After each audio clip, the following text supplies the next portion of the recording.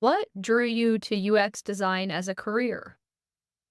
UX design, I came into quite organically. I have my degree from the University of Alberta in visual communication and design.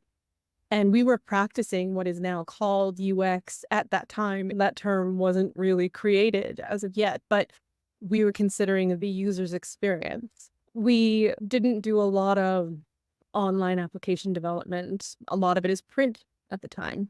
I'm dating myself here, but a lot of it was print at the time. And so we would even do such things as we're creating a poster for a play that the drama students were doing. When we designed that poster, we would immediately go to the areas where this poster was going to be hung. And the reason why was, what's the light like? Are people walking by quite fast in this area? Is this where people actually linger? And knowing what the users did, we were able to design the poster for the user's experience. So from that, when I graduated, I eventually ended up working for the Alberta government within the Ministry of Education. And that's where I formally was able to use all of my design skills and everything I had learned that at that time then was coined UX or user experience by interacting with teachers, gaining that information from them, really understanding how teachers worked, and then created online applications and what have you based on that. And so that's how I actually got into UX. If you could invoke one rule on our planet, what would it be and why? If I could invoke one rule for everyone, it would be to listen intently to others. There's a difference between listening and hearing. And I think if people take the time to listen to others and actually try to hear what they are saying, I think that will actually bring such a sense of understanding amongst people. And I also think if it's a matter of taking the time to listen, we know this. A lot of things happen very fast, but taking the time to sit, listen, hear each other, I think would make a huge difference.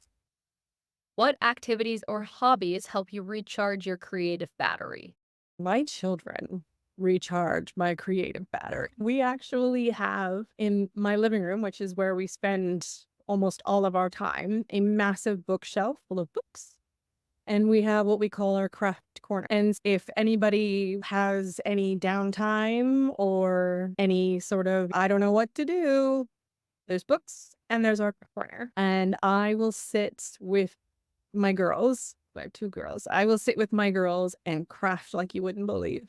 I love getting back to the basics, whether it's taking out paints, whether it's getting a bit of Play-Doh and creating something new, anything, and reading to them. That absolutely recharges my creativity. It's hard not to be creative with little kids because they always are. It's innately.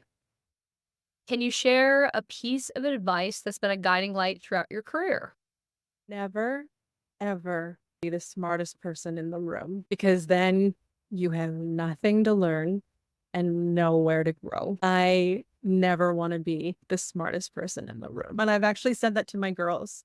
It would scare me to be the smartest person in the room because I never want to know everything. I never want to know it all. I want to always be intrigued, right? Mhm. Or interested or wanting to learn more. That's what UX is. It's understanding and it's growing based on the understanding of users, and it will always surprise you, which is Mhm. what I love about it.